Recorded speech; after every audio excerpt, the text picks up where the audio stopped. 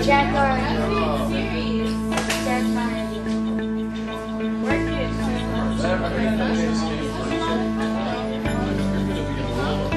Incoming freshmen like us, we want to, we're excited about the academy. I would like to be an engineer. I would like to be an architect. I would like to be an engineer.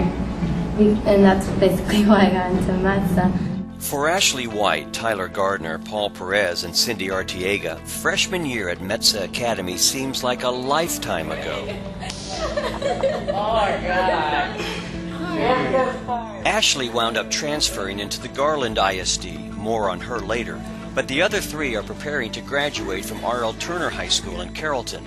They are the leaders of the first Math, Engineering, Technology, and Science Academy, or METSA, senior class. It's great knowing that I've made it this far because, especially I think in my situation where, I will be the first female in my family, especially to go into a field of engineering, and that's just great. I still remember the first day, walking in, clueless about everything, we were kind of the guinea pigs. So we were finding everything that was new, what was next.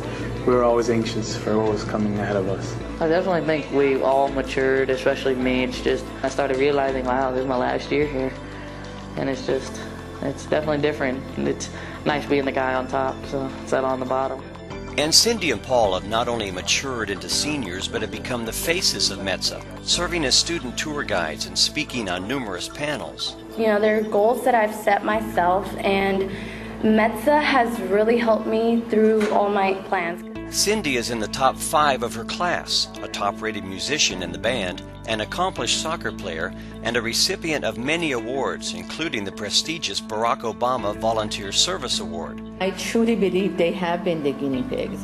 METSA Director Mansoureh Tehrani proudly acknowledges how far they've all come and isn't surprised by their accomplishments. Because I really have seen the hard work that each of them have put forth and the work that the teachers are doing. So, the 6 of us that started with this group of kids and where they have been and the progression and the growth that we see in them, it's pretty amazing. Tyler, Paul, and Cindy will graduate from METSA and R.L. Turner in May of 2011. All will be headed for college and ultimately into STEM-related fields. Instead of making this whole thing flip up at once, divide it into 2, so it'll flip like this. Tyler still wants to be an engineer, but has narrowed his scope to the aerospace field. I'd either like to be working for Boeing or in the military working, designing planes for them and doing different designs and see how I can push a plane to maybe go faster, maybe go fly longer. So just planes have always kind of fascinated me. See you later. Paul's career path has been altered the most, switching from architecture to agriculture and business. He now likes the idea of someday running his own business, and maybe one day his own farm. I decided to be a business administrator, so major in entrepreneurship, and maybe get my master's in business administration. That way, if I do end up, I have some knowledge of how to manage a business, and if I ever do want to own my own farm, I'll go back to that. I mean, we can fix the issue, but it's going to be 3 feet high. Cindy, meanwhile, has never wavered and has kept her eyes firmly focused on a career in architectural and civil engineering. And she set some lofty goals for college, with MIT at the top of her list. And well, MIT, there's no question about it. It's just a great engineering school, I think.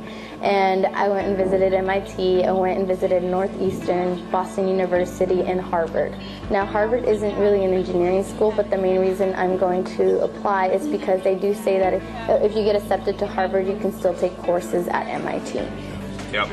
Easier construction. Makes sense. Easier. All agree that their experience at METSA has prepared them well for not only college, but career and life. It's just helped me become more of a better person, more organized, and another thing is presentations. We can definitely talk a lot better now, and it's more of a real world thing. It's because you can't be shy in front of people you don't know when you're in front of a board of directors and stuff, and you have to be able to talk to them and be confident in yourself. METSA helped me discover this talent and skill that I have, which is presentation skills, to where I can get in front of any public and talk to them about anything. You feel good when you have so much success. I think that just motivates you more. And I think that's where the bottom line is, being able to realize that I've done this much and then just want to continue on, and that just motivates me more. What METSA embodies, the culture of the school, is really, you see that in Cindy. When she talks about METSA, when you see her doing her work in the class, or when she's presenting, how much she has matured from that little girl that came to us, 4 years ago. As for Ashley, a family issue forced her to transfer as a sophomore, so she'll be graduating from Naaman Forest High School in May. She fondly remembers her time at METSA and says she'll always carry with her the skills she learned. It was kind of hard to leave everybody, especially Miss Tarani and the close friends that I made. And even though it was only a year, maybe a year and a half, it's really affected my life. I know that my communication skills were terrible when I first came here. Now I can present to people without being nervous, and it's really helped me a lot. Time for 7th period. Ashley enjoyed the reunion with her former classmates. Tyler and Cindy, by the way, tied for most changed. And all 4 students will forever be linked as the first METSA class, and the group which established a STEM pipeline for future scientists and engineers to follow.